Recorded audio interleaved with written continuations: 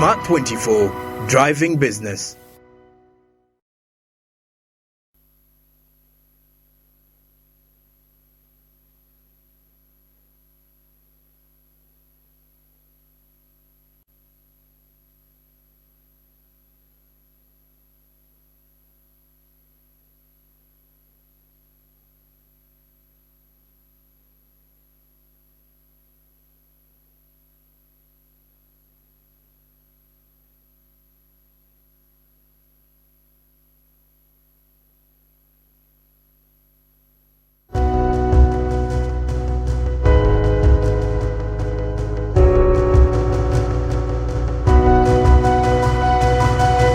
Smart 24, driving business.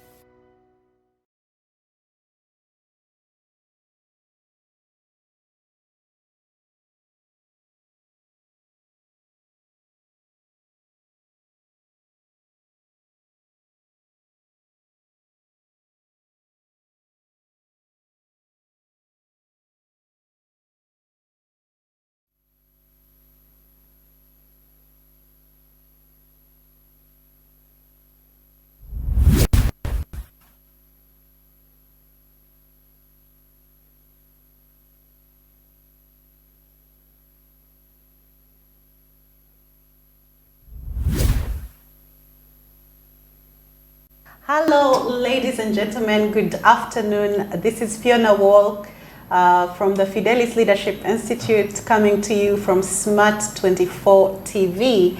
We're here yet for another Fat Talk, Faithful, Available, Teachable, where we promote thought leadership on the issue of ethical leadership. And what we do here every Thursday, 4 p.m. East African time, is discuss pertinent issues affecting leadership and trying to promote ethics, because we believe that ethics is the one thing that's lacking from our leadership that would probably catapult us into our development goals as a continent. Today we have a very important topic, which is the power of storytelling, preserving Africa's institutional memory.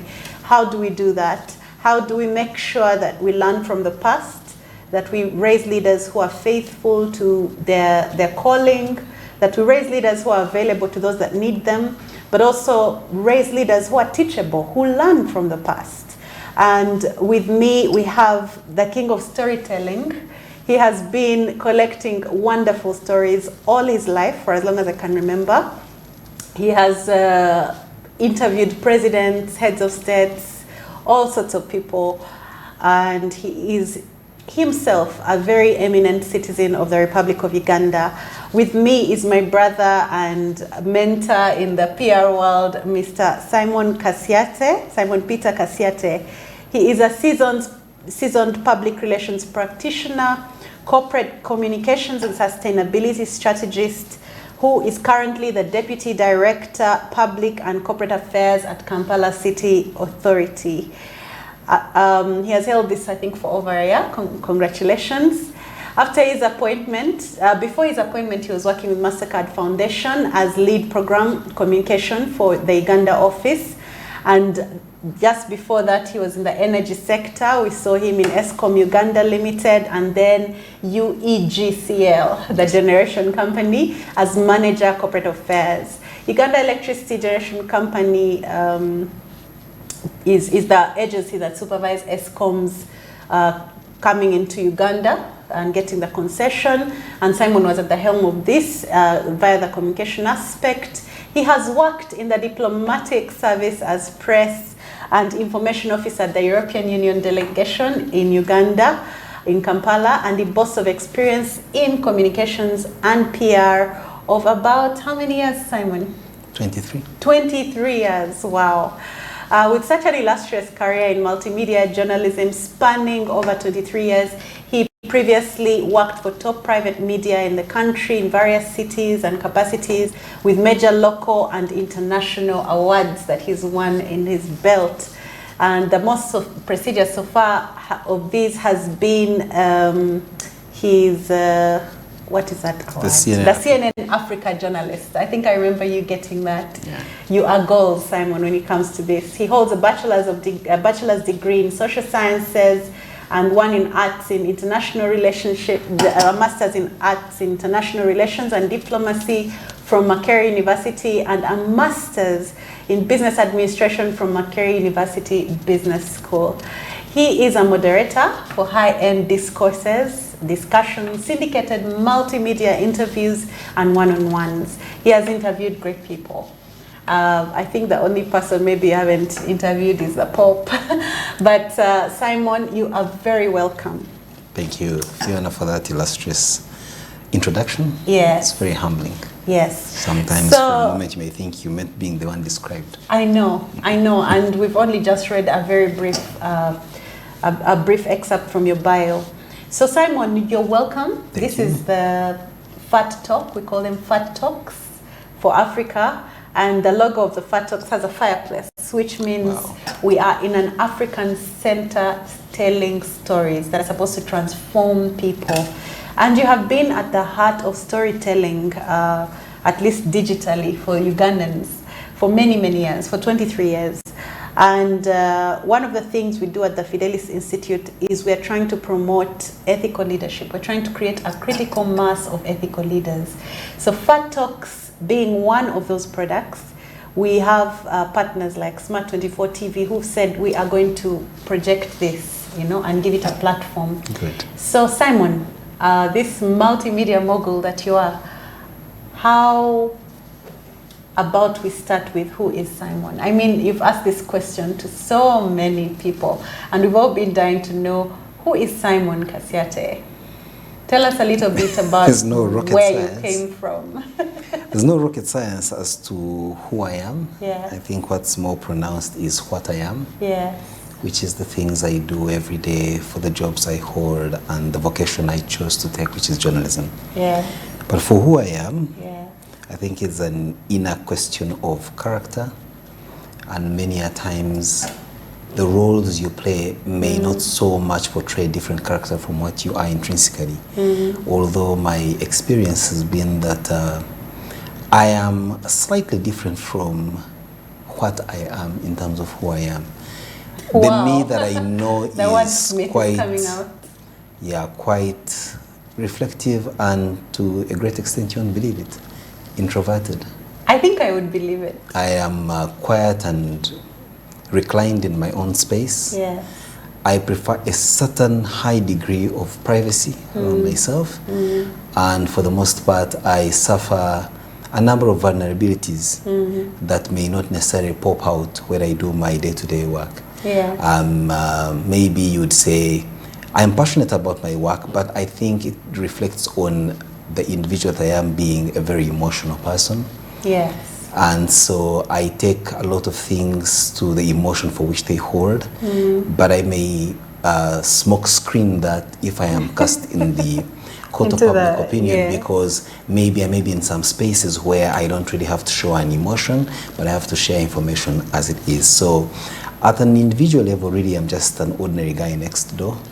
I keep loving to tell people that I am fun outside, serious inside. I borrowed that tagline from an old Nokia advert, which said, fun outside, but serious inside. Now, many times when you are fun outside, many people think you are funny on the inside and quite jocular, but far from it. I am quite a bit serious inside, the detail and gravity of which you only get to know when you associate with me up close and maybe in quarters that others publicly may not.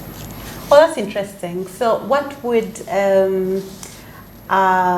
introvert, somebody who's an introvert in his peaceful time, in his me time, be doing in an industry like this one? What inspired you? What got you there?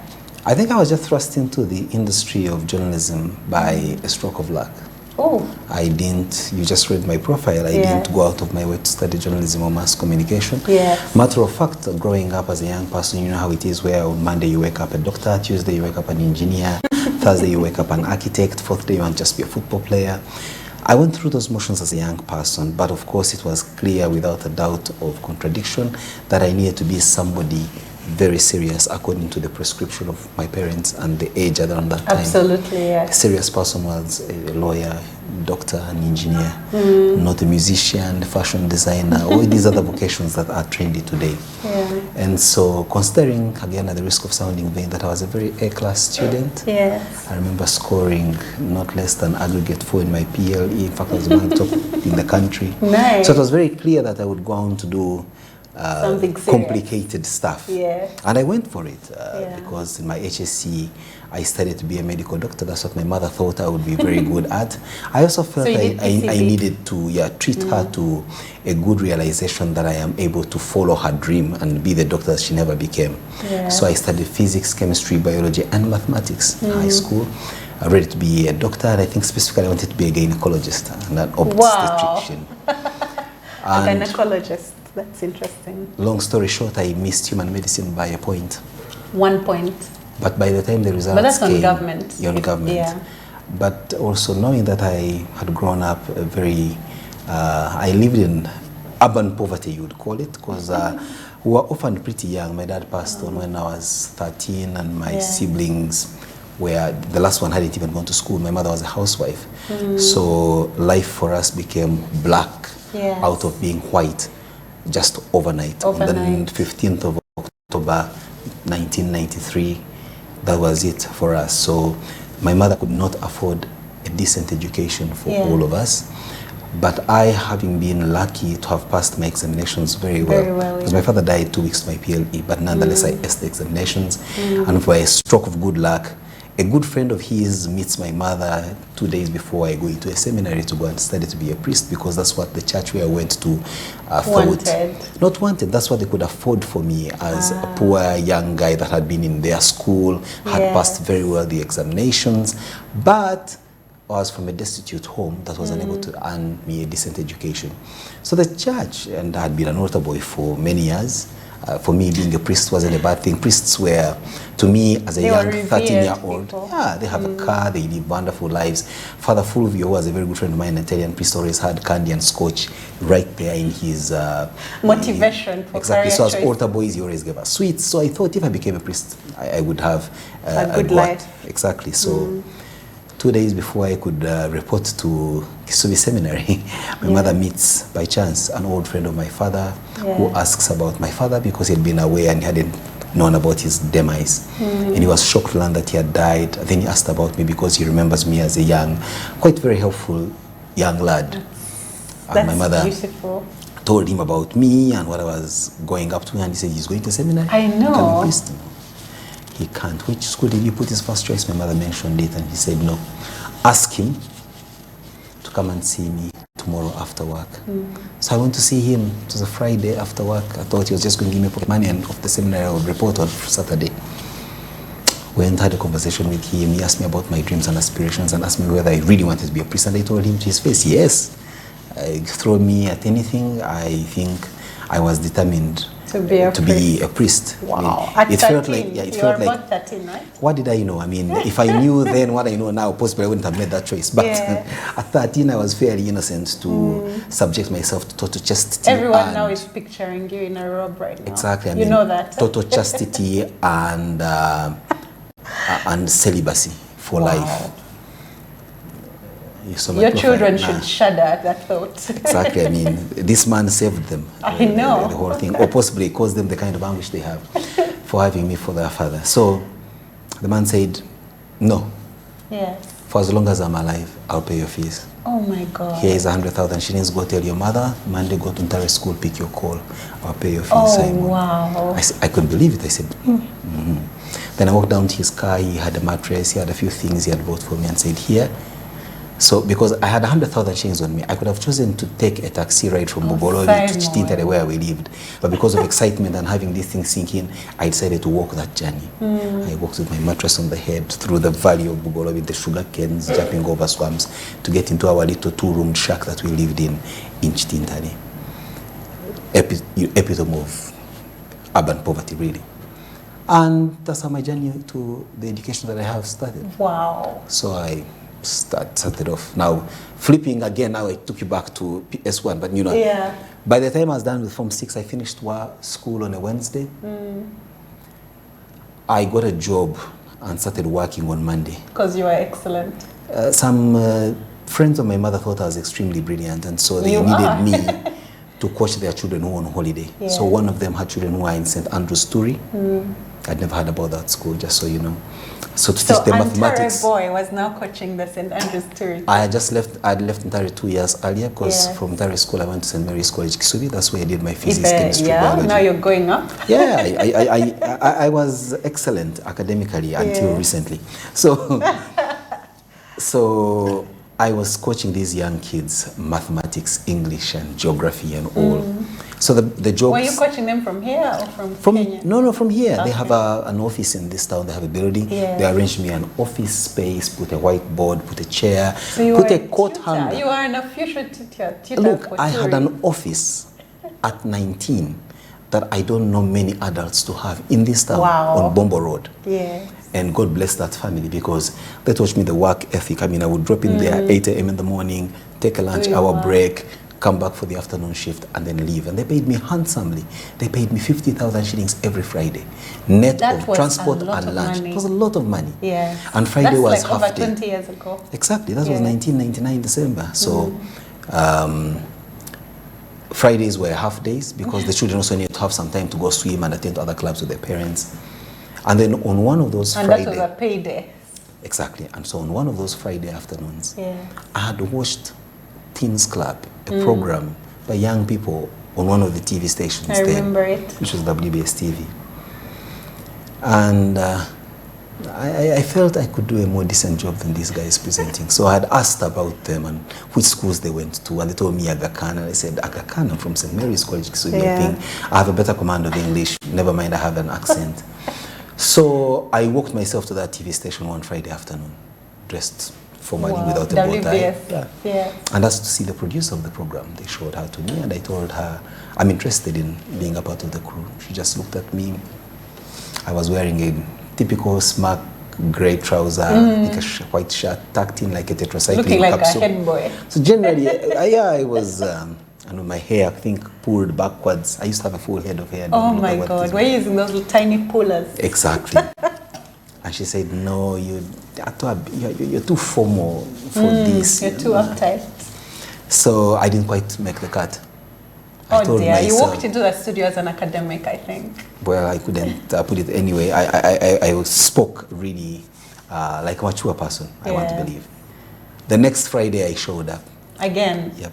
This time I was ready to show her that I can be what you want me to be. Oh dear, what did you have on? I even had a stud. I had an ear pin, like, you know, magnetically placed. Talk about branding, appropriate branding. I had stressed jeans, was like I just fought a leopard, so they are ripped up. I had these t-shirts, I don't remember what words were on them, and I came with a bounce to my step. And you said, I was talking with my fingers, this, and I said, yo, my name is Simon, and so I'm sorry. She was not in. So the lady had come to impress. Was not there. In. So I'm told she's gone for a maternity break. Oh, wow. All that work. All that work. Did you actually prick your ear? No, I had a magnetic stand. Yeah, it's a magnetic one. But her deputy was around, who asked me, so you, what school are you from? I said, SMAC. I said, SMAC. And you look like this. Now, there are times it was a crime looking like how I look like. Now even this was what she was saying, SMAC. There's no winning. No, this can't be SMAC. But she knew someone in SMAC, who strangely was our deputy headmaster. And this happens to be the sister. God. I didn't arrange that, destiny. but technical know her. God. So she picks the phone and calls him. And says, do you know someone like this? Brother Victor Kagoro said, do you know, little guy here is claiming to be from SMAC, he's called Simon Kasyate. And the moment she mentioned my name, I don't know what this guy started telling her, but I would hear say, in their local language, Esebo. Esebo. Like instantly. And then she just walked off and kept glancing at me as she talked on the phone. I knew this guy was telling her something about me. Yeah. But I was okay because I had a sterling record in SMAC, both academically and in discipline, at least before the administration. What I did in the cover of darkness. No one knew.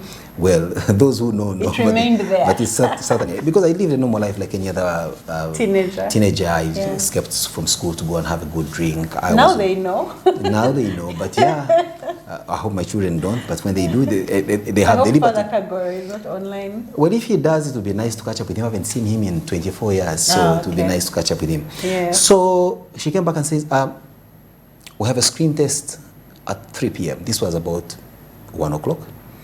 Maybe go come back for the screen test. I said, go. She said, yes. No, I will stay. I will wait for it. So I waited for the screen test. And I did the screen test. And she told me, we'll get back to you, but most likely it will be on the 5th of January. Because this was in December. Pheona, I won't believe it, but I stopped teaching my kids on the 4th of January. And on the 5th of January, you had a job. I reported. So since then, I've been lucky to have a job to date. There's not been a single time in that time where I have not had a job. That's amazing. So that's how I'm thrust. Since you were 19. Yes, that's how I'm thrust into presentation on TV. And then I grew organically. One day, 3 months into the role, around about, a sports news anchor goes AWOL, disappears out of the country. Another guy who was his deputy, I think the owner of the TV station, fired them unceremoniously in an afternoon, and there was no one to do sports news in the evening. And so you're like, I happened to be in the corridors moving around because I was very available. This was my vacation.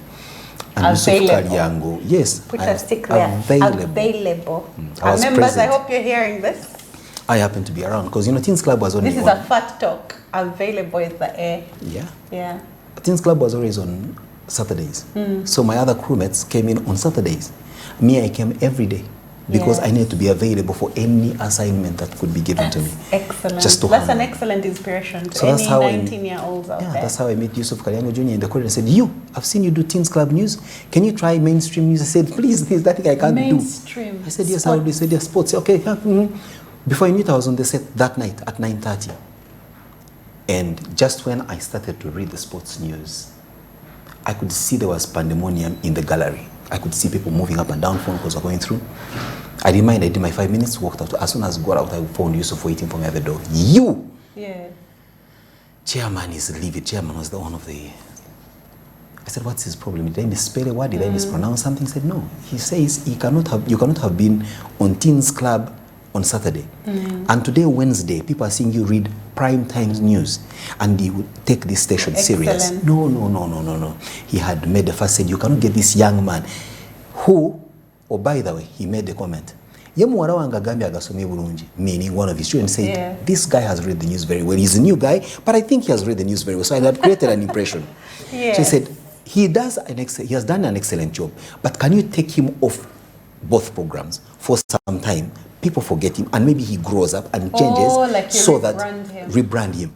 I used not to wear my specs on TV because they had big frames. I would look geeky. It wasn't cool to be on Teens Club and you're wearing specs.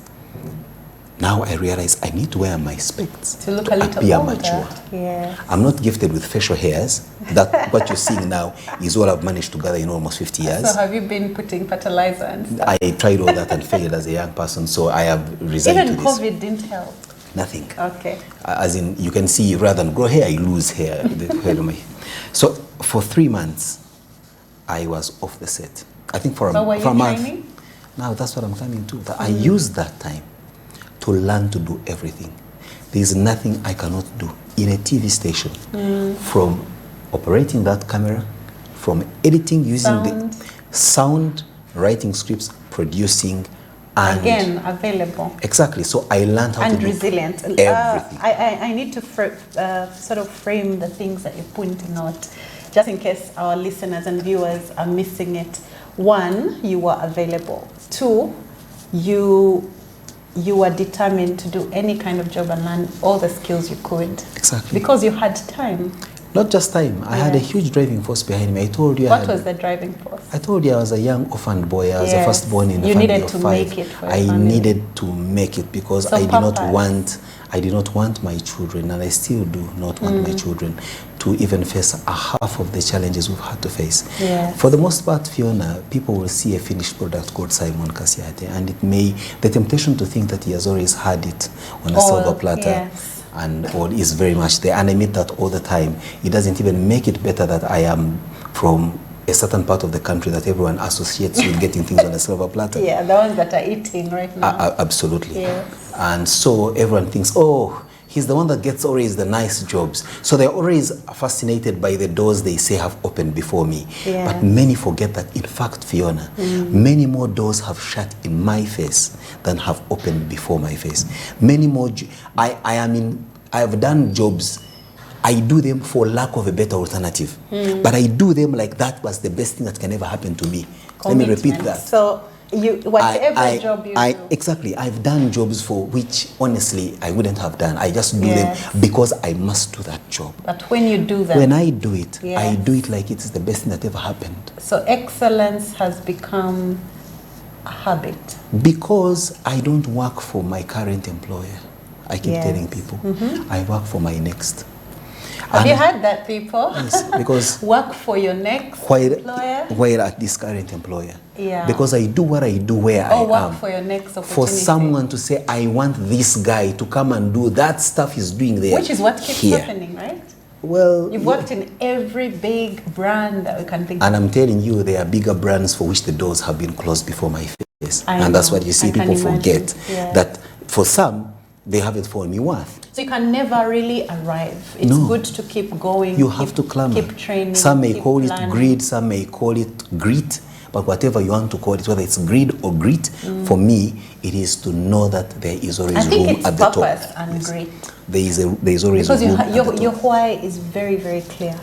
And I think that's important. Having a clear why, having the competence, because you did your time, you did your practice, you did your skilling. I mean, you have like 2 masters and all these things. So because I know, and then actually the humility to take on whatever opportunity comes and do it to your best. Absolutely. And I take it with such a verve that you wouldn't even use the word humility to describe how I jump on some jobs. That's why you'll find the character shows up on Twitter, like one who showed up this afternoon. Kasyate has answered arrogantly taxi operators and bus operators because he has picked a phrase that you said quoted out of a whole thing. Yeah.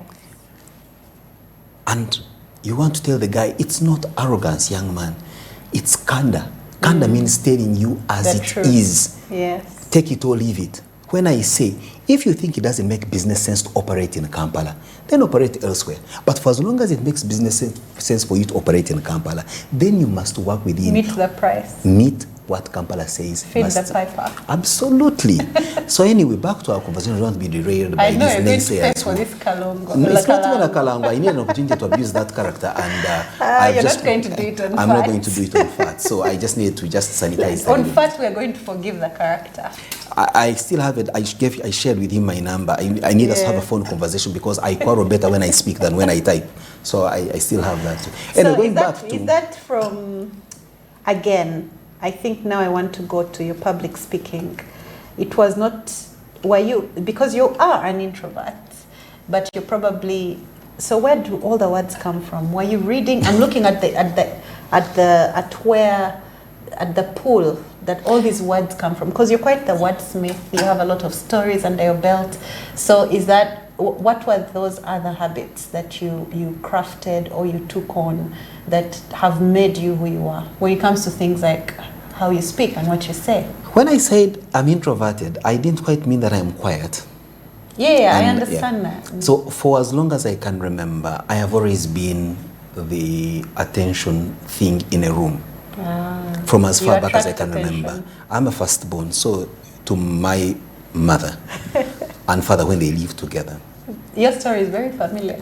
Now, I have been the center of their attention. Since you were a child. I want to believe that I was my father's pride as being the firstborn son. You know how the African traditional setting is. My mother grew so fond of me. There is an everlasting and unending debate at home on who was mommy's favorite child. And everyone claims it is you. It is them. Oh, it is them. Okay. And how she managed to convince all of you that you are because there is no part of a chicken I never ate from my mother's pot. But a chicken has 2 thighs and we are 5 children. A chicken has 1 neck, we are 5 children. A chicken has 1 gizzard and we are 5 children. A chicken has 2 wings and we are 5 children. A chicken has 1 back and we are 5 children, including her independence. But I know that she has served me a piece of chicken from either part of its body. But my siblings said the same. So how she was able to balance it up, that balancing act, I don't think I have found it. That's amazing. The way I treat my children, if there is a discerning eye, they can tell there's a favorite. Yeah. But how for her, she was unable, each one of us have... She left you with that clear sense, each of you, that you are her favorite. Important. But for me, instead of showing me the way she showed others love, she was a exceptionally hard on me. Of course, but that's expected. And I learned it early, Yeah. that this hardness Was is love towards me. Yes. So at note, I only remember I harbored such thoughts because one day she told me off. She said, "Excuse me, Simon, you think you are quite something because you now have face and name recognition and people know you, they know Kasyate is on TV and all that. Now, let me put it to you. You're not going to be able to afford me a shoe that your father never afforded me. You cannot afford a dress that your father never afforded me. You can never show me love that my husband, your father, never showed me. So if you think that what you're doing is to please me, hell no. It is for you and those that will come into your life after me. So don't think you're doing me a favor here. Nobody does me a favor. The one who could have done, given us some teenage attitude. Here is what she was saying. He who did me a favor long died, and he died many years ago. Am I dead? So you think for you're going to treat me now, and you think if you die, yes, hey, that's an African mother. Did that come with a slipper? That's an African mom for you. I'm sure so many people that are listening identify. Those words normally They're probably came. flinching with. Those words normally came when you are.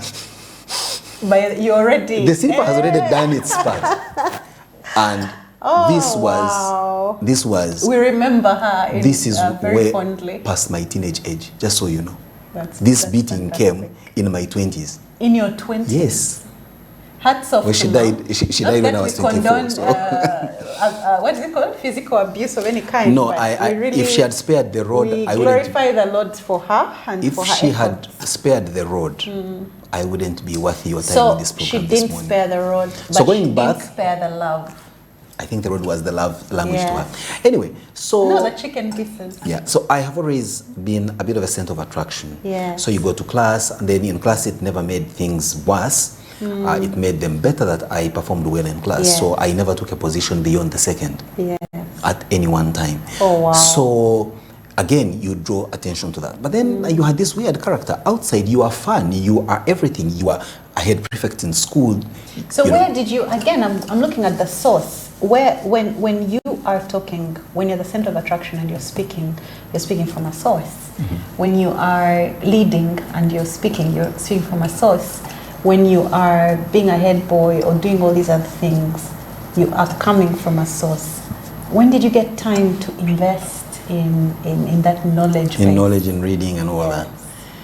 Because I was always doing things I love and I'm in places, I learn and pick things. You can be very sure from this program, I want to believe if you're not careful, I will leave when I have learned much more than I would have taught the multitudes that are listening to you and I. Because I always make the opportunity for me to suck in from my environment, from my opportunities, much more than I think I actually give. So many a times I was curious, I asked questions, I read anything that came my way. I watched things I should never watch, except football. I don't watch football because I can't stand 90 minutes of stress, and because I'm emotional, I invest in so much. So it's too stressful to watch a ball going around. Absolutely. I don't know how people who support teams like Arsenal really survive, because they come so close to winning but never win for a long time. You have to go very, very slow because we might lose half of our listenership right now. So it's that kind of, so I listened to many things. I sucked in so much. I read. You won't believe it. I've read the Bible back to back 3 times. And I say, the first time I was 10, I saw my son reading the Bible and I told him I hope you he would. You and I are very, you've heard my story. Yes. 10 years old, Bible. Exactly. I read cover to cover. So I knew the books. And so, and then the major driving force for me to always be on top of my game in terms of information and being able to communicate effectively was the fear to disappoint.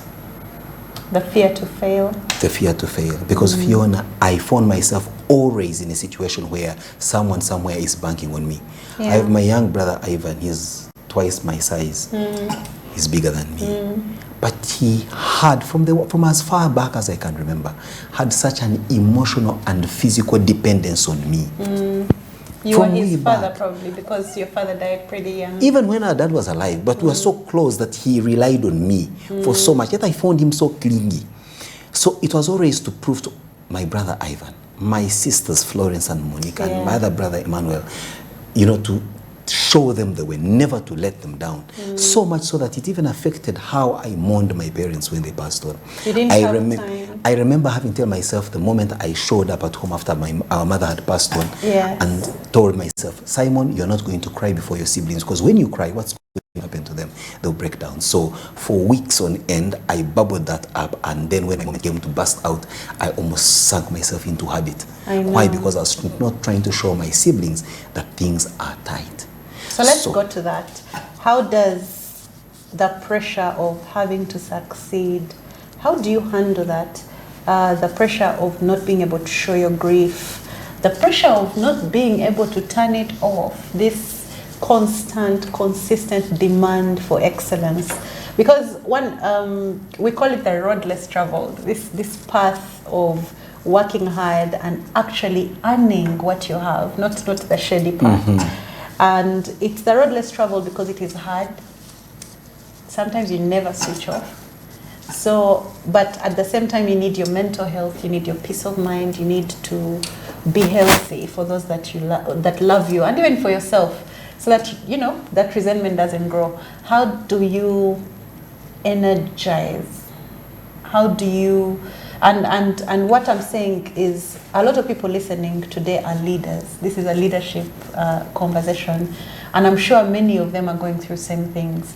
I'm a firstborn. I understand that issue, that challenge to always be on top point. of your game. And yet you're human, right? You want off days. Sometimes off days just happen to you, whether you want them or not. How do you deal with that? I think it comes also down to my character. I'm quite a hoarder. And I've known myself to subsist long-lasting relations. Yeah. I don't have someone you'd call a best friend in the real sense of the word. But those who are my friends know that I sustain relations for a very long time. For life. Including romantic relationships that I had before I got really married. It would take quite a long time. Yeah. Because I'm a hoarder. I still have my SMARC uniform.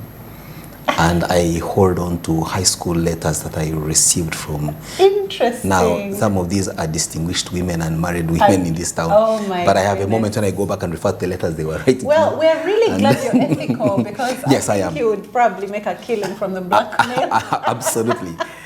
But Yeah. so I have used one barber for the longest time that I can remember. One barber. What does that reflect on me is that I must be consistently giving the value for those that know me for that value. Yes, consistent. Consistently. Yeah. I mean, when I read news on TV, it didn't matter what day I would have. Fiona, there would be a day you are coming from a heartbreak. But you must appear on TV and smile and read and present. Every single day I keep telling folks I work with, there's 1,001 reasons as to why I cannot wake up to be in the office at the time when I'm expected. There's 1,001 reasons as to why. But those notwithstanding, I must show up, be present, and deliver. Yeah. The same way I expect the same from others. Just like I go to one restaurant more or less, really. Even the bar, I know that on Monday I go to this bar, on Tuesday. So you are a creature of habit. A creature of habit, but OCD as well, right? yeah, exactly. So I want to give the same, that someone knows Simon for this. So how do you hurts maintain me. it? Yeah, sometimes I'm in a bad mood and the guy comes who saw me smiling, and I'm struggling not to show them that I am not in faculty to be the same old guy. Yeah. I feel when I disappoint you, I feel greatly affected. So does that compromise your ability to be authentic sometimes? I wouldn't call it that. I'm only saying I don't put up an act per se, but I have to say this is what I am created to live like. I mean, does it surprise you that Robin Williams, who made the whole world laugh, died of depression? I know, no, it doesn't. Exactly. We deal with so much. And so much is thrown at you, but there is what is expected of you. It doesn't matter what's at the back end. I keep telling people who are unable to honor a time appointment.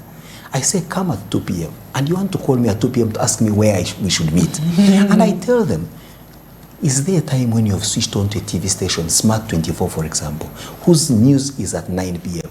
Has there been a time in its life where they say, the anchor, Pheona Wall, who should have presented the news at 9, is unable to make it for these reasons. Yes. So we will have the news at 9:15.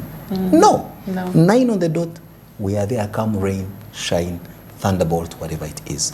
So the ability to live your life in that lane. And of course, it causes a number of contradictions, including destabilizing your family.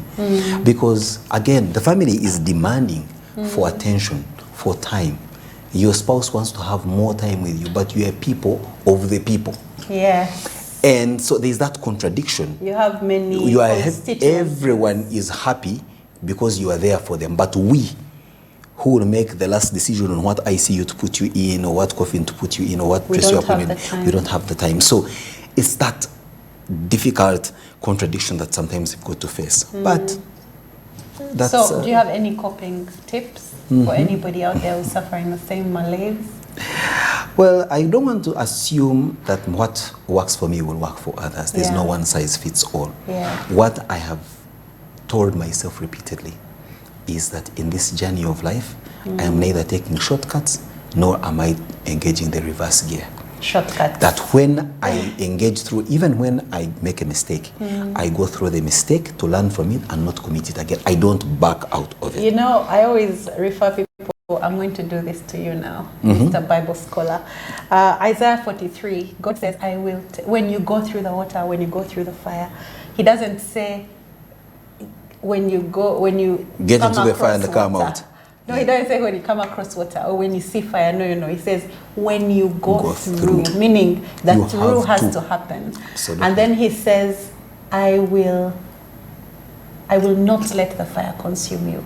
I will not let the water overtake you. He is not promising to take you out. But you must get He's yourself promising out of to there. go with you through it and to make sure that it does not get the best of you. And I think that that's a very powerful inspiration for resilience. Wow. I am glad that without even making reference to the Bible, I have been able to live Well, by you that. did read it 3 times. I can't say I can place really The same Bible a says number. if you teach a child the right way, he'll walk in it. It's like default setting. It's like, I think when you're reading the Bible, it's already Exactly, in your picks mind. it up. Exactly, yeah. So the other thing that I would like us to talk about is Africa. You've listened, and why I'm saying Africa is because I find that the situation we have here is similar to what's in South Africa. Right now, by the way, they have load shedding every 12 hours. What's similar in Sudan or Egypt? Then that's not similar with us. We don't have load shedding for 12 hours, do we? So no, what I'm saying is the structural issues, the corruption on the continent. Uganda loses 18 trillion annually to this. And we're looking at a continent that has all the resources that could power the world when it comes to energy resources, when it comes to minerals and precious stones, when it comes to even human resource. Human resource. So with all this prosperity, why are we so poor? Why, with all this powerful manpower, I mean, we have the youngest population in Earth, why are we still where we are? I always prefer to relate that to my own circumstance. Pheona, if that gentleman, God rest his soul in eternal peace, had not passed on when he did and left a beautiful young family, my mother was 33, housewife without much of an education because she had been sucked out of school to get married to my dad. My dad had been a civil servant with humble means, and he passes on pretty much early in his time. He died at 39. Yeah. If that hadn't happened, and the guy was still alive now, pampering me as he used to, I wouldn't have amounted to anything close to what you see today. Yes. You asked me earlier, what's the drive that keeps you going? The fear to slip back into urban poverty. You see, I have seen my poor cousins coming from the village and all that. Africa. Now I'm going to relate to that. I've seen my poor cousins from the village. Their poverty is not what urban poverty means. Because in the village you can climb up a mango tree and pick up a scavenge and eat. There's no proper one. But here, when you are poor, and I have lived through that. When you have no food, you have no You know what it means to live in a mud and water house in Kampala without electricity and using a pit latrine? I have lived that life. Forget what you see today as a finished product, the guy moving around the boat, driving sophisticated Mercedes-Benz and things like that. Well, I guess it's not by accident that now you're leading the city authority in communication. So right? it's the fear of that, the worry. Now, in Africa, because we have a lot going for ourselves that's residual, there's food, the weather is beautiful. I mean, I traveled and bought some nice leather jackets. It's been 7 months. I've not been able to wear them in Kampala because the weather. So you think the naturally occurring opulence is making us... Not opulence, the gifting by nature. The gifting by nature. Is what I believe is the reason why possibly we as Africans have not moved the step of nurturing or using nature in a way to make our lives easier. But we've seen some if there was going to be that are similar to us. For instance, Asia, South America, some states, the BRICS, apart from maybe Dubai, which is a stone, but those ones really have one. But we've seen some of these states, and in 1963, when we were getting our independence, 62, they were at the same economic level. So why, what's the difference? Simon? I was coming to that. You see, when we as a people are comfortable in because our I'm skins, sure they all have the same beautiful Mediterranean weather and all you'll be surprised not. That we have. Neighboring Kenya here. Yes. It doesn't have the same weather pattern as here. If you're in Kenya in June, July, in Nairobi, no, it's true. You are in winter literally, and if you're not really, circumstances there will eat you up. And that surprised me that it's a better economy than ours, largely because of their historical, political setup, where Kenyans were disenfranchised of their land for a long time. It was taken away by these huge ranchers who were alien and brought the natives to work on labor lines and treated them like slaves on their own land.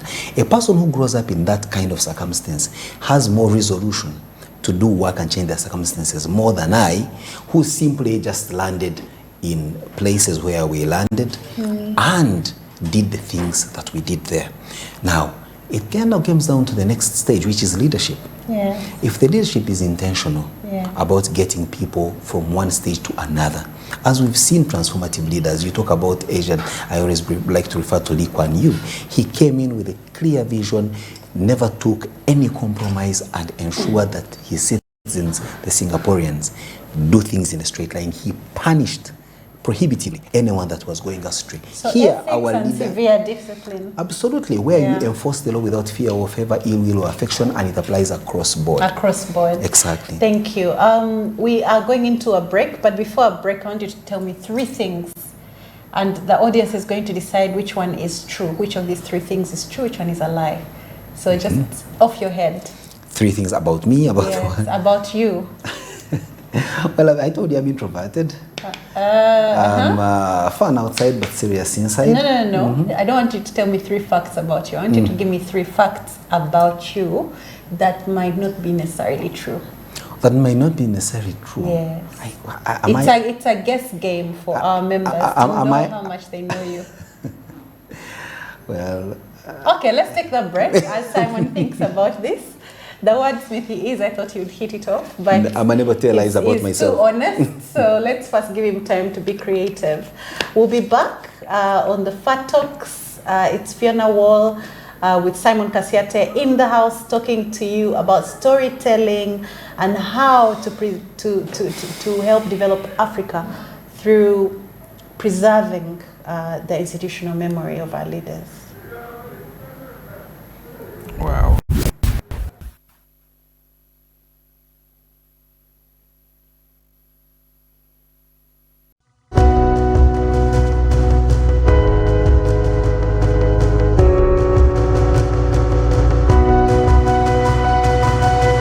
Smart 24, driving business.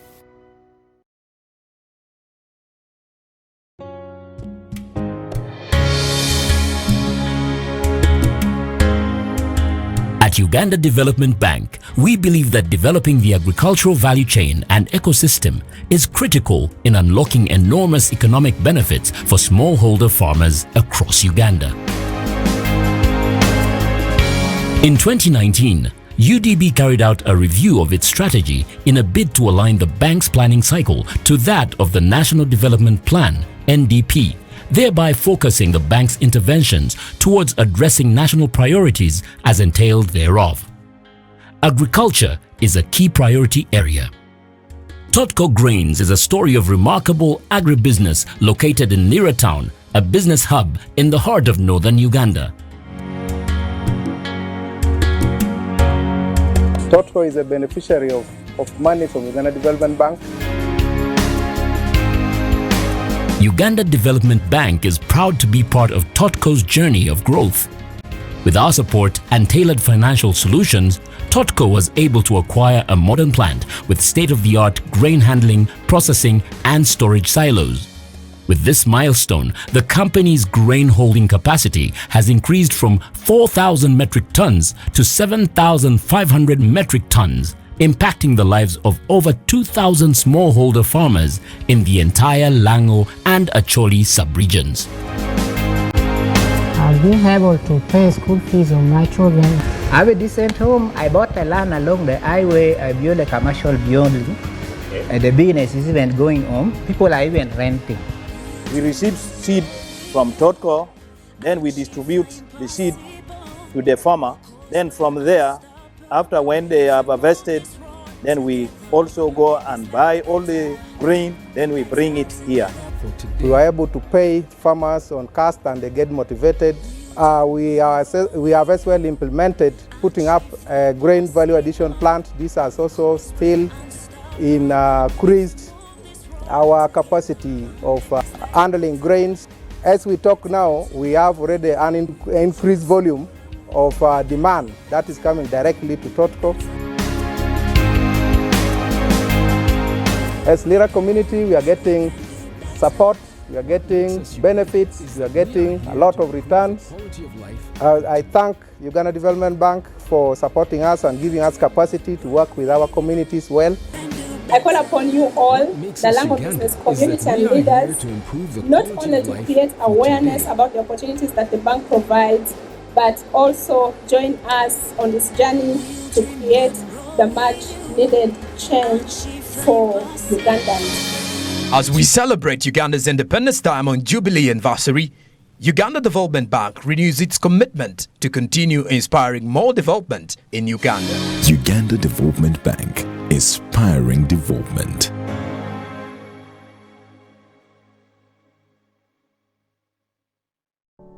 Luxury redefined at Seasand Hotel as you indulge in the splendor of elegant living fit for the royalty that you are.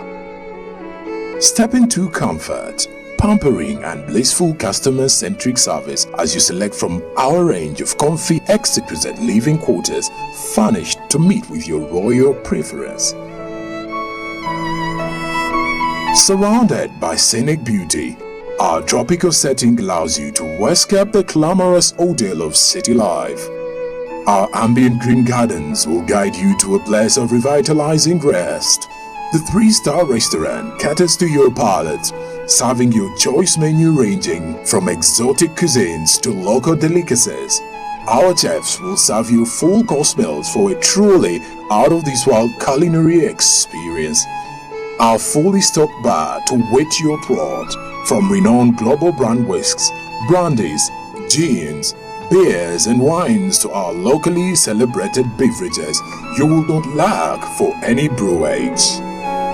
It's an all-new experience in the East at Seasand Hotel.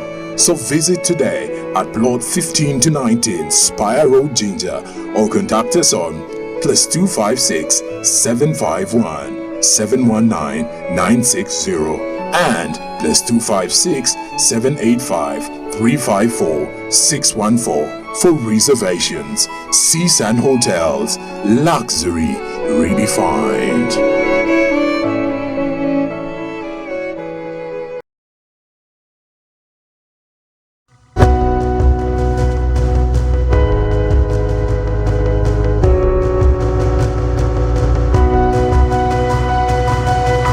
Smart 24, driving business.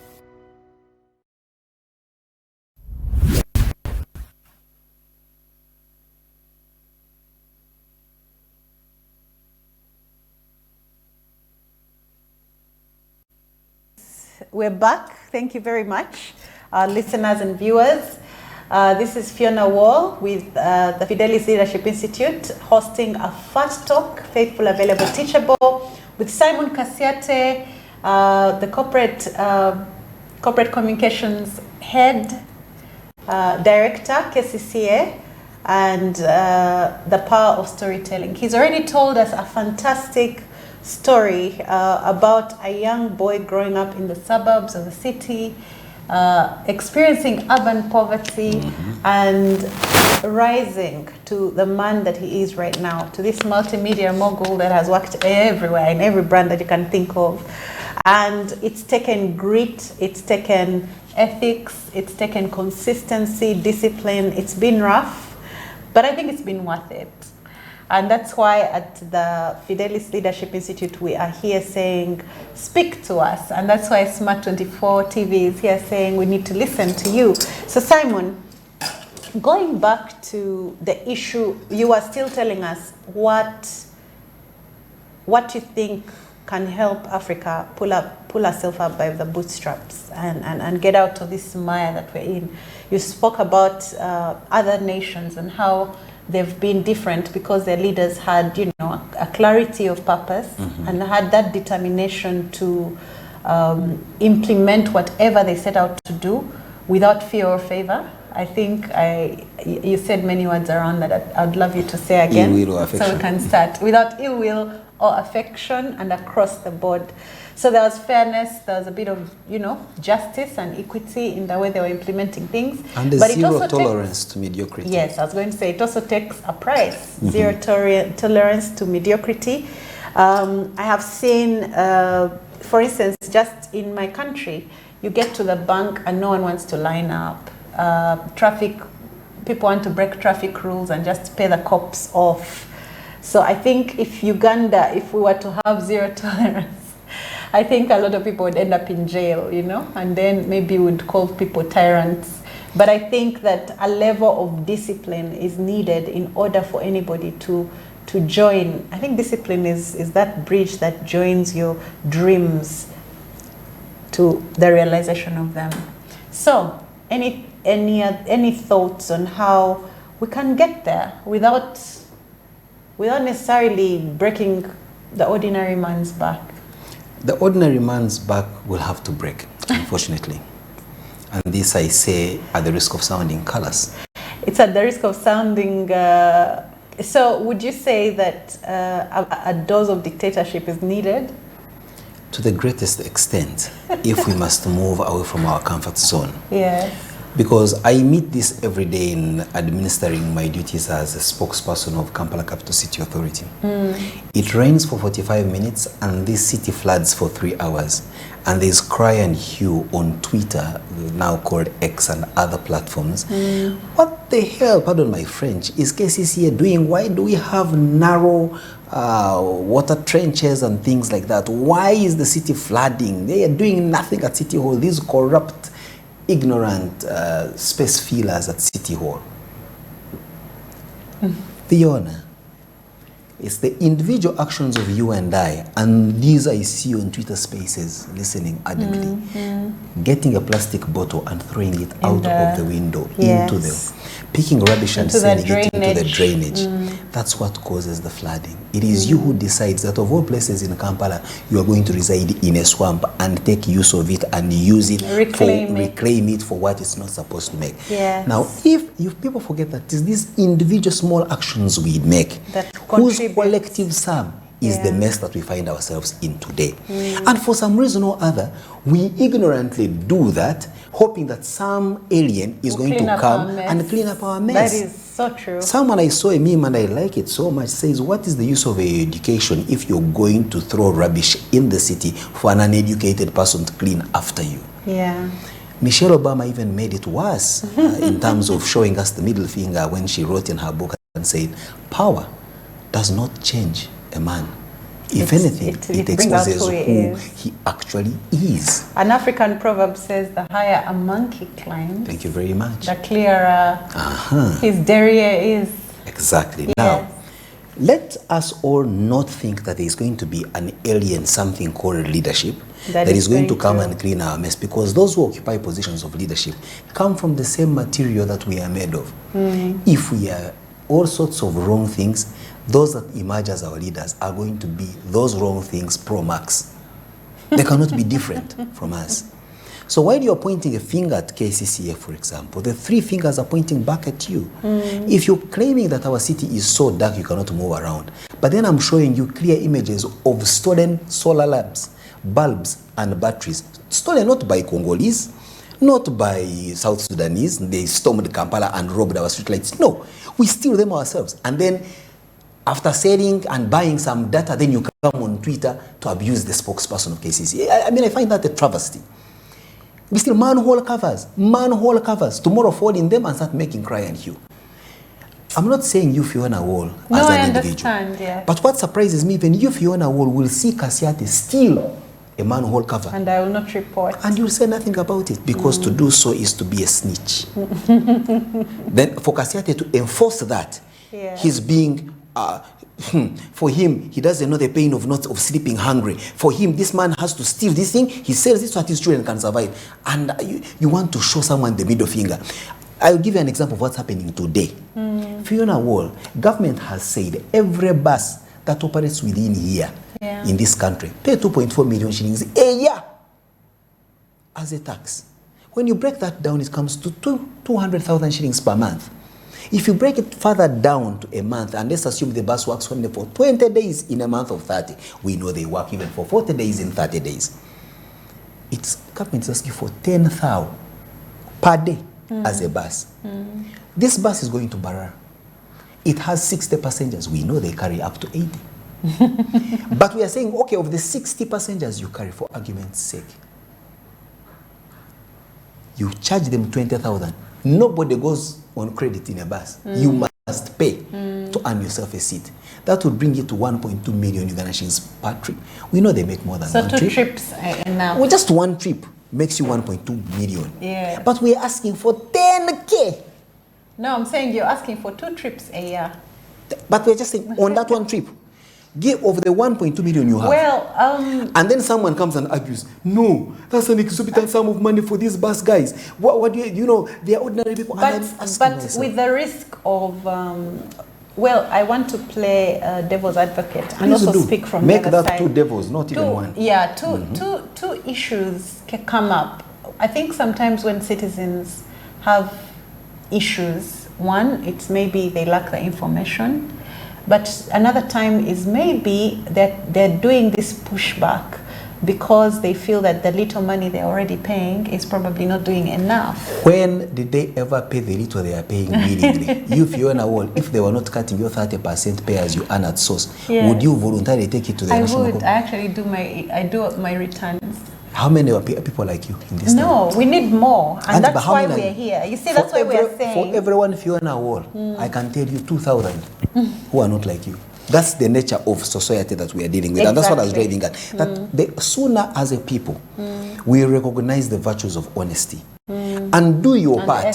If each one of us did our part, listen, I can't, because Simon has not fixed roads, I should therefore not pay my tax. No, pay your tax. Let Simon fail to fix the road on the basis of the tax you have paid him. Then have the wherewithal to hold him to account. That's the problem, Simon, that in our states, on this continent, we've seen a lot of attempts at holding people to account that come to naught, again, because of the same... You see, what happens with corruption is that the hospitals will not have, what is it called? Drugs. The drugs, yet someone has actually disbursed money for the drugs. So the doctors that work in the hospitals will not be able to do anything for you in the hospitals. But they have private clinics because there's a private market that seems to have all the drugs that are lacking in the hospitals. So you find that people are now gearing towards, should I say, Juakali solutions, because the state apparatus that was established to serve them has been heavily compromised by the very same people. So this when I see people egg here and chicken case. These people here always shouting themselves hoarse on X, on corrupt person, this corrupt activity, this. Yeah. There's one particular friend of mine who I will not mention. He's there always on Twitter, and they're posting saying traffic. emotively. Yes. But he has a relative, a close relative, that has been implicated in almost every corruption scandal here. Really? But this friend of mine has never called out their relative. No, but what I'm saying, okay, now let's get back to practicalities. If this is the situation, does that mean we lose hope? No. How do people lift themselves out? The same way you are honest enough to call Kasyate to come here and speak for the honesty that you have known him for. The same way you should call him out to come back and you show him the middle finger when he begins to dip his hands in the cookie jar. I think you need to stop using the finger. Yes, but you need to call me here and tell me to my face and say, you are a pariah, you are a disgrace. Yeah. Don't only call us here to shower flowers. We actually have, the reason we did this and when people is begin because to realize, we call, it's because our media, by the way, if you look at our media, if you look at our platforms all over, X and everywhere else, they are actually calling out people to show them the wrong things they're doing. Absolutely. And to make them account. So we thought, why don't we call the people who are doing the right things and also shine a light on that? Fair because enough. we feel that it's not enough. By the way, the more we've shone light on people who are doing wrong, the more we've glamorized them. I mean, I keep you giving this example, and I hope people don't get tired or take offense. You remember how Uganda lined up to welcome the late mayor when he came back from jail, a convicted, and they were like, oh, at least he took dollars, They glorified him because of that. So we believe that we want to stop glorifying the wrong things. We all know what's happening. We all know what the attempts that are being made to do something about it. But we believe that this is an institutional issue that needs to be dealt with the way you deal with cancer. We need chemotherapy before we do an operation. And that chemotherapy has to be how can I say it? Thought change, transforming the mind. You call it mindset change. Yeah, mindset change, thank you. We have to look at our hearts and how we're dealing with issues.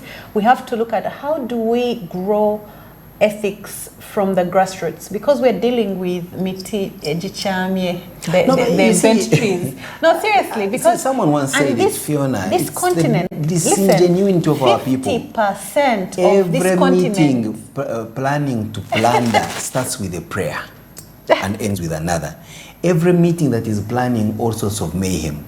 I mean, we lie to ourselves. That's what I'm saying. That's why the trees are bent. So on a continent where, of course you do, over 50% of Africa is now under the age of 18. Now what that means is in the next few years, these are going to be the leaders. So one of the things we do at the Institute is we're going to schools and we're trying to start there, because these children are watching as their parents are throwing this bottle in the mwala. Exactly. But then we're also saying that if there is someone like Simon out there who wants to change, and I was a public servant for 15 years, and I was trying to do the right thing every day, but the temptations in the workplace are so high, in a place where people are glorifying illicit behavior, you get so lonely, you get alienated. In fact, you're called out for being a stumbling block. A roadblock. What someone called it? Someone called me a roadblock to progress, something like that. So that loneliness can drive you to doing the wrong things. So we have said we are going to create a critical mass of right thinking, similar thinking people that are going to grow their ethics. And if this person is working in KCCA and he needs a support system and he needs to be inspired, he will go to Fat Talks and find somebody who has actually made it. So we are selling hope.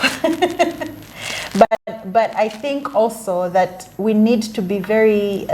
so you become snake oil merchants here. Well, yeah, because you see, it's not exactly snake oil merchants. I believe that the media contributed greatly to the ethical dilemma that we're in right now, because they started shining the light on some of the wrong things. So if we start shining the light on the right things, it's desensitization, slow desensitization. So now we have to undo it. I feel that when you look at the bad news that's out there that's selling about marriage, for instance, you find every young person is cynical about marriage. And it's like there's no marriage that has ever worked. And yet we're surrounded by people being married 30, 40 years and they're in love. So what I'm saying is the picture, you are a public relations expert. What you show consistently becomes what people believe and what they buy. And that's what we need to sell. So it's not being a snake oil merchant per se. I think it is trying to be a panacea in our own little way. But my question to you, Simon, is on the African situation, and yes, we've brought it down to Uganda, we brought it down to Kampala City. If someone is out there and they're a leader and they want to make a difference, what would you say to them? Right on. It's a choice that you have made, and if you're out there to show leadership in a place such as this that is in dire need of good leadership, it's a sacrifice that you must take, and you must take it with, with the whole feeling like your life depends on it. The challenge that I see in some of the leaders and leadership formulae that we see around is that most people expect that the change they are bringing on board must be enjoyed by them. Yes, which is not true necessarily, because you see the Wright brothers in putting together an aircraft never believed that they would possibly ride in the latest to see the latest Dreamliner, but they made a contribution in the body of knowledge that then leads to that. Absolutely. You see, when we're building infrastructure, and I bring it to our city engineers and I have conversations with them, when you're building and planning for roads in Kampala, don't plan for what you see now, what is going to meet your need of today. Think about the need of your child and what they will require the city for. We are dying of non-communicable diseases largely because of a largely sedentary lifestyle. You work seated, travel seated, eat seated, sleep seated. And yet the city provides an incredible need and a wonderful environment. I mean, look at how beautiful, serene Kololo is. I mean, we're a city set on undulating hills that give you both, up climbs and lowlands. If we had pedestrian lanes, cycling lanes, just parks under canopies of beautiful green trees, because we are a largely green country throughout the whole year, can we plan our infrastructure to meet that kind of serenity? Now, like I said, it's our individual actions that then make the collective sum of what we see today. Let people at the individual level who have chosen to do the right thing, lonely as you may have called them to be, but let them be intentional and say, it's going to be a long, tedious, long journey. And I may never live to see the result. I may never live to see the journey, but take the journey, I will. There's a proverb, somebody said that, I don't know who it was who said that it's leadership when you see old men plant trees whose shade they know they will never enjoy. Absolutely. Yeah. Absolutely. So you're telling us today that we have to, put in the work. But we see what but we not see. Expect immediate results. But what we see today is people who come with all sorts of deficiencies from their formative years and trying so hard to play catch up. I see it with folks. To feel their hunger. Especially, and I'm sorry to say this, these characters you see who normally tell you, when I came to Kampala. Now, when a guy starts saying, when I came to Kampala, then I begin to look at their Simon, is it because you're born in Kampala? Now some of us like me and my soga roots in Ginger.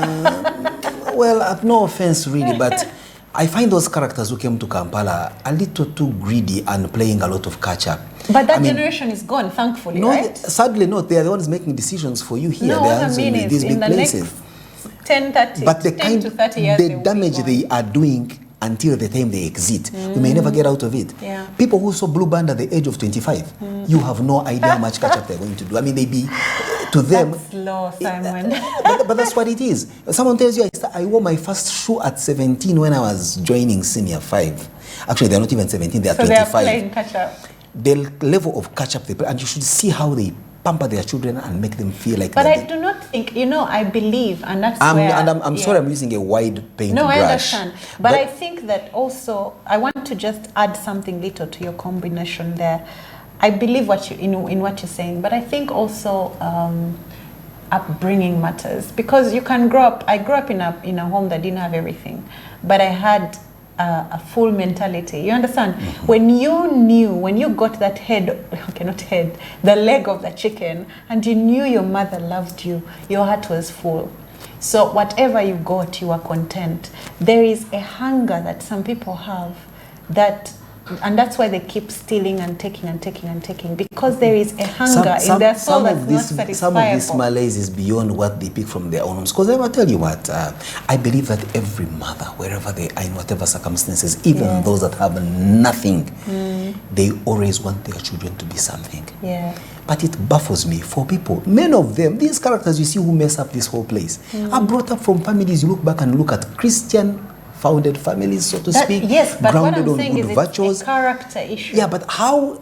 Not a want issue per se. Exactly. But how is that character formed? It cannot be as a result of upbringing. It possibly was something that they picked up, or socialization, saying, since for 19 years of my life I never wore a shoe, now I must be ensuring that I have a shoe by the minute. And in that so doing, you disenfranchise so many people. But anyway, I'm not going to sit here and claim to have a magic bullet solution to Africa's problems. Fiona, I won't lie to you that I'm able to. I mean, I also come from the hangover of being told I was class P1 1986. And we were told, you're the leaders of tomorrow. You're the leaders of tomorrow, and you're still waiting. I keep joking, and I wish I could meet President Museveni. You are already a leader. He came to power. You've just imposed a big tax on I want to make a political statement. Okay, come on. Please. Isn't this the space where I can feel free to make a political statement? I hope one day President Museveni gets a chance to have a conversation with me. I will tell him that, look, you came to power when you are my age now. And everyone called you Muzei, and indeed deservedly so. Sadly, nobody even calls me uncle now. No. I believe, and I think that's part of the problem, that a lot of Africans picture power as being in ultimate control of certain things. Either you're the president or in the government. But I believe each of us, whether middle management, small management, the gatekeeper. Do you know how many gatekeepers keep people from meeting their destinies? Fiona, so I believe that simply said that earlier, but we're just using different words. Yeah, we each have power. If each one of us can do the right thing wherever we are, it's the collective sum of this good that brings will bring a lot us of influence. Exactly. Yes. When I was coming here, you have no idea how I was mistreated by the security guard outside there. When I'm done with him, I'm going to remind him who runs this town. Yes. I'm kidding. But you see, you are right. Some people have 1 minute to deliver a receptionist. Recently, I was at an office. I was at a lawyers' conference just this morning, and the Honourable Minister for Justice was saying that the Attorney General was complaining that somebody brought a letter, I think, to the Solicitor General's office, and it only reached the Attorney General after 3 days. They are 3 offices away from each other. Exactly. And it took 3 days for a letter to move from. That required a solution that was needed on that very day. That means there's a gatekeeper somewhere that is standing in the way of progress. Thank you. So I believe that each of us have to sort of do a check. How much power do I have and influence where I'm at now? And how much can I do with that? Absolutely. And to contribute to the solution. There may be a temptation in the minds of those listening or watching us to assume that when we sit here and pontificate over these issues, then we are righteous, no, we have, and all that. I need to disappoint them that I am as crooked as they come. Every single day is a moment for me to I'm not sure I want the police waiting for you out there. But well, at least they must prove my culpability. As in, I have so much deficiency that sometimes bothers me to the core. But every single day, I get that moment of introspection and ask myself, what is it wrong that I can right? What is it right that I can make better? And then be self-aware and turn around, if need be, to apologize to those that you wrong, apologize to yourself by way of determining to do better and changing the circumstances ahead of you. Pheona, it's not an easy thing just existing and living. Like I tell you, I worry about so much. And now as you grow older, as I grow older, I know for sure that I am growing closer to my demise. The question is, what will I then be remembered for? Yes. Well, at least I am glad. I've partly tried to answer that question by keeping in a bow tie, so that, you know, when all has been said and done, remembered for? Many people will never remember what I tell them or whatever, but at least they will remember he wore a bow tie religiously whenever he had an opportunity to appear formal. So it's those small little things, but then you ask yourself, just a bow tie, is that what you want to be known for, Simon? The whole of you, 3 degrees and all that, the kind of influence that people expect out of you, you want to just influence their fashion sense, then you challenge yourself to more. Come on, I cannot just be known for this. A bow tie. I mean, Mahatma Gandhi was known not to dress up very seriously, but he left an indelible mark in terms of the liberation of his people in India. You know, Lee Kuan Yew, same story. Do you want to be amongst those? Do you want to be like Michael Jackson, who lives behind a whole pop culture around them, and history books will certainly write about him till the end of time for the kind of contribution he made. But each one of us has a calling to which we can contribute. We can contribute. And yes, I have a motto with a certain dear friend of mine. She normally says, we have to celebrate the little wins. I find that very powerful, to celebrate the little win that you make, the little success that thy neighbor, thy friend registers. Because in recognition of the little leap forwards that we make, then you know that you have created a standing point or a launch pad to go even further. And that's what Fat Talks is about. Yes, but now we have in this country a phenomenon where the little wins that you make are in fact to the chagrin of those that should be around you cheering you up. And so we are saying, why should thy neighbor make they're waiting forward on X to throw violence? Absolutely. I know there's possibly hundreds and thousands of them waiting for the day Simon bows out of KCCA and they throw a party and say, oh, finally he's gone to the dogs. And I say, yes, I will go to the dogs and I will return leading the pack. I mean, that's the mentality that I have. Throw me to the dogs, I return. That's a really excellent one. I hope we're quoting that. Please do. FLI, I think we're going to quote that. Throw me to the park. To the dogs, and I will come back leading the pack. Others replace the word dogs with wolves. My sister loves to use that. And so it's that to say, that resilience, Pheona, if each one of us had it, but also the truthfulness in self and being self-aware and know that this I can do, this I can do, this will require me some help, this will require some motivation. Lastly, as we close, and I want to thank you so much for this candor. As we close, what should we look out for in Simon? And we say this because we are all about intentional living, and we believe that the people we bring here have big dreams and big goals, and you've always been one of those people. So what should we look for? What should we bring you here for? Because we shall. There's something I met in my MBA called Big Hairy Audacious Goals. Big Hairy Audacious Goals. I think it was BAG or something. BAG. Big Hairy Audacious Goals. Now, in the understanding of the big hairy audacious goals, these goals can be so scaring that if they are translated into dreams, they would be nightmares.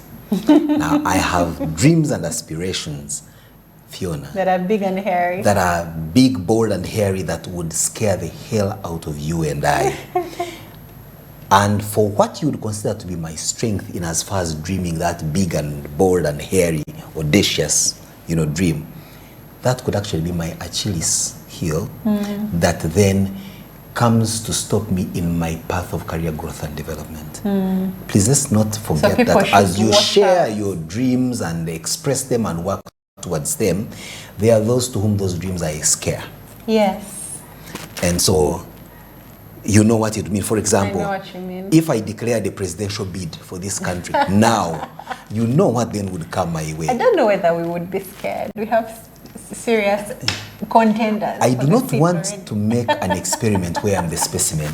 Yeah. To say, let me try and see whether you'd be scared or not. But one thing is for sure, I told this to my first former employer as he was firing me out of the workstation. So you see, I've also been fired. We should have had that story. I've been next fired. time. And I told the guy, I said, I want to thank you, as I was being laid out. I want to thank you for the opportunity of giving me this platform. You were being let out. I was being pushed out by security. One thing is for sure, you will never hear the last of me. He's still alive and he's still hearing me. And it was not a threat. Oh my God. It was a and determination. He has not heard the last of you. No. So likewise can to all of you. Can we send him this link after this? He possibly is watching, and I will wish him very well. He knows I have no ill feelings towards him. That's one of the best things that ever happened to me. To get fired when I was fired.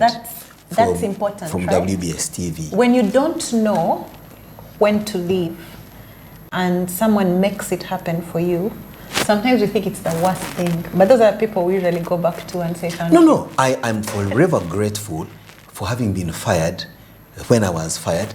Not like I'm admitting to any wrongdoing, but it opened my mind. Fiona Wall, you are a 20-year-old, 21, 22, and you have money. No, there was not a lot of money. I was earning 200,000. But you had never looked for a job. I was earning 200,000 with the needs that required $1 million, and I'd never seen $1 million shillings in one bundle. Yeah. But listen, Fiona Wall, I had name and face recognition. Do you know what it means for a young person growing up? Its value. I mean, where you're walking and everybody's saying, Simon. If you are not grounded, if nothing grounds you, you will wallow in the cloud 9 of expecting that you are such a big deal, when in fact you are not. That was the talking I told you about that my mother gave me. Said, don't think that because you have name and face recognition, you have arrived at the pinnacle of life. Someone said your destiny does not lie in your comfort zone. Thank you. Yeah. So, likewise, I don't want to say there is a lot that comes my way that will certainly shock you, but what I can tell you without a fear of contradiction, Fiona Wall, is that I am not here because I'm the most brilliant guy in the room. I'm not here because I'm the most ambitious person in the room. I want to believe to a certain great extent I am here by the grace of God. Absolutely. And that I couldn't have ended it better. I'm lucky. Yeah. I have been in places where I shouldn't have been, but I am there and an opportunity finds me there. And it's awesome that you're giving God that. One of my best jobs was working with the European Union. Do you know where I picked that job from? I just showed up at a bar and had a conversation with the random Muzunga I found there over Ugandan coffee. Little did I know I was speaking to the ambassador of the European Union. You see how he's talking? And the next thing he says, I'm looking for someone who can help us with our communication at the EU delegation. You could know somebody. That's awesome. And I say, I know someone. Yes. So could that have been because I was brilliant? No. I was lucky. I happened to be at the bar counter. But you also grabbed the opportunity. Someone else would have had imposter syndrome and said, I know someone who has a PR degree or something like that, journalism degree, you know? I knew the guy so well. I said, I know him. I know the guy. I'm going to bring him on Monday. And I showed up myself. So anyway, I have goals. I have dreams. Yes. But I am also humble to accept the will of God to take its path in guiding me through. So we shall be watching. Don't just watch, Fiona. I think what I need more from you is that occasional word of encouragement, is that prayer inserted, where in the Lord's Prayer, insert my name and say, God grant Simon his daily bread, deliver him from evil and temptation. That, I think. But we are really glad, and I think everybody will be glad that you did not go to the seminary. Because I believe that if you had gone to the seminary, you'd be like some of my bosses who left the seminary. No, possibly I would be the guy going to become ordained cardinal. You know, this country has one cardinal who is in his retirement, my good friend, Cardinal Amara. Yeah. So if I had gone to the seminary, maybe now I would be a Monsignor, headed over to become a bishop. Absolutely, but an there are some archbishop things you would not have experienced, like you exchanging words on X, or you being thrown out of I could have been I could have been the tweeting priest. I could have been the priest that maybe leads the much needed revolution in the canon laws. Someone said we have like 9 different destinations that we could have gotten into if we had 9 lives like a cat. Maybe we'd get a chance to do all of them. I miss the idea that I could have been forgiving sins now. I could be anointing the sick.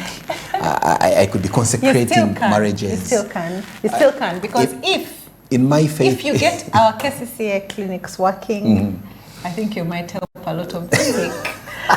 If you get our sewage and drainage channels working, Absolutely. I think you might help a lot of people and save a lot of lives. You're very right, I agree. So it's been fantastic hearing your story, looking at how powerful storytelling can be. I think you've seen he's an avid storyteller, Mr. Simon Kasyate.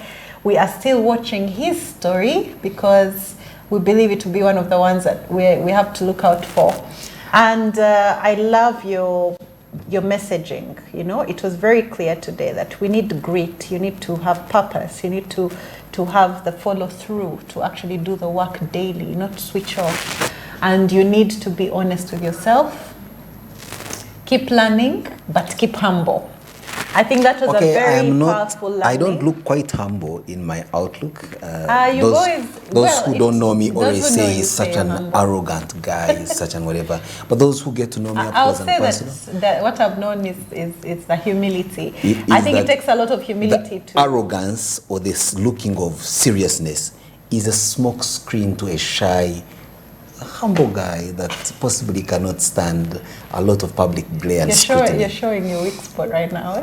And I'm saying guys are going to come. It actually gets even weaker. Only that if you think you got me on that one, there's even worse. So oh wow! Exactly. Okay. I'm human. So Pheona.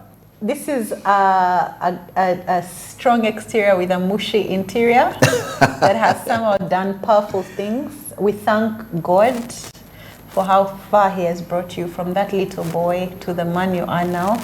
We thank God for your parents. We honor them because I think your being here is great testimony to their upbringing, because I think they did the right programming. You know what I mean? These people who experience shoes at 25, I know some of them who have the right programming. So I think programming for your children is very important. But lastly, I believe that at the end of the day, we are all responsible for where we end up because of our choices. Wow. So today, what we are learning from Simon Kasyate on preserving Africa's institutional memory, much as we learn from the past, we need to invest in the future, and we need to also ensure that we keep going, the grit, there's no and we reverse gear keep in this straight, game. the ethics, and we keep humble. And if I know one, I would say, Pheona, is that, like you said, the power of storytelling. We must tell our story. Tell our stories. If you don't tell your story, someone else is going to tell that story. Simon, you know, you used to, I met you in your great years of EU, of you on Desert Island Discs, and you used to interview people, and you would ask me very hard questions. And I'm so humbled that you've come here and shared your story, that you've allowed yourself to be vulnerable, because you have a whole persona that you have a brand, and you're a brand expert. Now I think you're bordering on being very... Thank you so much kind to for be coming. True. Thank you so much for coming and being vulnerable. Thank you. I think it's been worth it. I want to thank our Twitter listeners who've been around. You can put in comments. We'll share them with Simon after. We have been on YouTube. The link will remain open on Fat Talks and Fidelis Leadership page, and also the Smart 24 TV page. We want to thank Smart 24 TV and Honorable Naveta for believing in the FAT vision and giving us this airtime. And in a very special way, we want to thank KCCA for lending you to us. I'm doing this just so you can justify the 1 hour you've been with us. I've spent here when there should be somewhere at the bus park solving an investment. But I think I like how you're explaining the bus park fee. I was working for National Water, and we used to tell people that a unit of water, which is 50 liters, is about 20 shillings at that time. It's about 20 shillings, and a unit of water is now about maybe 5,000 shillings, and this mineral water bottle is about 2,000-3,000 shillings, right? So you've taken about 25 jerry cans today. Wow. So when you explain it like that, people, so maybe I like the way you're breaking it down. I hope we shall see the authority breaking down things more like this and preaching ethics the way you've been preaching it. But I also hope that we shall see more transformations in our public institutions, because everybody, as Simon has said, will be contributing what they can. We'll remember that in the little actions is where we find the cause or the root of the big problems. Yeah. True. So thank you very much. It's been Pheona Wall for the Fidelis Leadership Institute, having a big fat talk, faithful, available, teachable, with Simon Kasyate, the communications director, corporate communications director, KCCA, and we've been talking about the power of storytelling and how to preserve Africa's institutional memory. We've talked about ethics, we've talked about grit, we've talked about humility, and we've talked about investing in knowledge. Thank you very much. Have a fantastic weekend. Wow.